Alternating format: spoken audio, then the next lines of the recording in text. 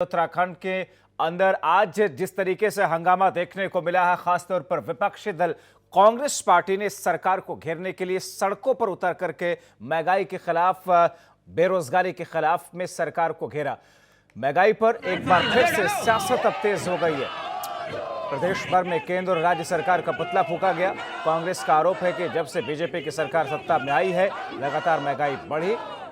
सरकार बढ़ती हुई महंगाई से जनता को निजात नहीं दिला पा रही। उल्टा रोजाना पेट्रोल डीजल के दाम, रसोई गैस के दाम और अन्य खाद्य पदार्थों के दाम अब और ज्यादा बढ़ने लगे हैं। कांग्रेस प्रदेश अध्यक्ष प्रीतम सिंह के नेतृत्व में कांग्रेस ने मुख्यालय से जुलूस निकाला, बीजेपी सरकार का पुतला दहन किया।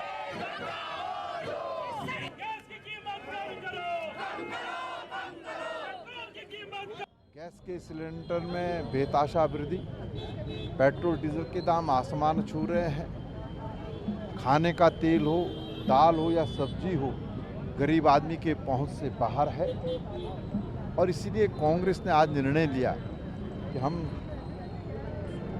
सरकार के जनहित के विरोधी जो निर्णय है, जिससे महंगाई लगातार बढ़ रही है, महंगाई पर सरकार अंकुश नहीं लगा पा रही है, तो हमने प्रदर्शन करके, पुतला दहन करके ये संकेत दिया है कि यदि महंगाई पर अंकुश नहीं लगा तो कांग्रेस आगे भी इसी तरीके से सरकार के खिलाफ महंगाई के विरोध में सड़कों पर उतरने का काम करेगी।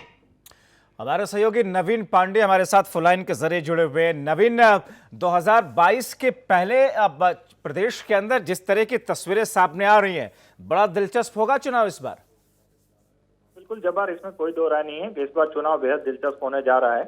जिस तरीके से बीजेपी की सरकार यहाँ पे कार्य कर रही है, उसकी जो कमियां हैं उसको लेकर कांग्रेस आगे बढ़ रही है। इसके साथ में अगर कांग्रेस के अलावा भी दूसरी पार्टियों की हम जिक्र कर दें तो एक तरफ से आम आदमी पार्टी भी, यानी ये जो पहले एक तरह से सीधे कांग्रेस और बीजेपी का मुकाबला होता था, तीसरी पार्टी के रूप में आप भी आ गई है, तो ये बड़ा दिलचस्प, वाकई में दिलचस्प मुकाबले की स्थितियां देखी जा रही है। इसी वजह से कांग्रेस कहीं ना कहीं मुखर होकर और तेजी से आक्रामक रूप से प्रदर्शन कर रही है या घेराव का कार्यक्रम कर रही है, ताकि वो जितने भी जन सरोकार के मुद्दे हैं जो सरकार ने खिलाफ हैं, उसको लेकर वो मुद्दे उठाते रहे और कहीं ना कहीं उसकी सक्रियता दिखाई देती रहे। इस मामले में भी आज जिस तरीके से असले हॉल पे प्रदर्शन हुआ, पुतला फूका गया सरकार का, उसके ये पूरे प्रदेश भर में आयोजन किया जा रहा है। कांग्रेस अब जो कार्यक्रम कर रही है वो एक तरह से पूरे प्रदेश लेवल पे कर रही है। खासतौर पे जब प्रदेश में कोई ऐलान हो रहा है तो पूरे सब जगह के लिए, पहले क्या होता था कि एक दो जगह होता था या कोई और विशेष मसला होता था तो उसमें करते थे। तो इस तरीके से संगठित होकर काम करने की